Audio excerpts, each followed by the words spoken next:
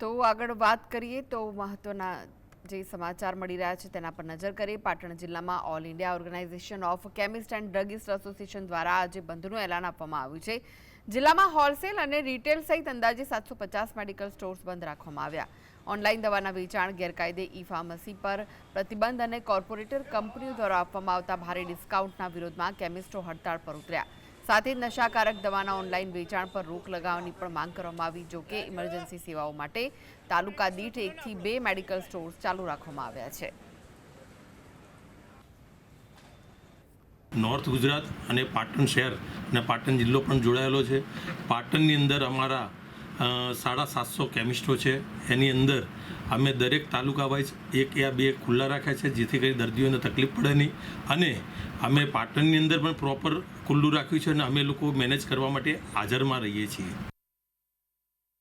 20 મે એટલે કે આજે સમગ્ર ભારતમાં જે કહેવાય કે મેડિકલ સ્ટોરના બંધનું એલાન આપવામાં આવ્યું હતું, એની અસર પાટણમાં પણ છે।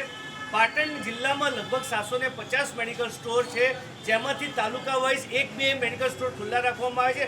બાકીના તમામ મેડિકલ સ્ટોર અત્યારે હાલ જે કહેવાય કે શટડાઉન થઈ ગયા છે। કેમનો બધા દ્રશ્યો બતાવે, પાટણના જે અત્યારે હાલ જે મેડિકલ સ્ટોર છે એ શટડાઉન એટલા માટે કે ક્યાંક ને ક્યાંક એમના કેટલાક પડતર પ્રશ્નો હતા। એમાં સૌથી મહત્ત્વની બાબત એ છે કે જે કેમિસ્ટ એસોસિએશન દ્વારા ઈ કોમર્સની વાત છે, એ ઈ કોમર્સની સાથે સાથે જે ઓનલાઈન વેચાણ થાય છે અને નાર્કોટિક્સની જે ડ્રગ્સની વાત એને લઈને જે બંધનું એલાન આપવામાં આવ્યું છે, એને લઈને પાટણમાં જિલ્લામાં પણ સારો એવો પ્રતિસાદ મળ્યો છે। જોકે જે દર્દીઓ અને દર્દીઓના સગાને તકલીફ ના પડે એના માટેની પણ વ્યવસ્થા કરવામાં આવી છે। આમ પાટણ જિલ્લામાં કેમિસ્ટ એસોસિએશન દ્વારા આપેલા બંધના એલાનને સફળતા મળી છે। અલ્કેશ પંડ્યા, GSTV, પાટણ।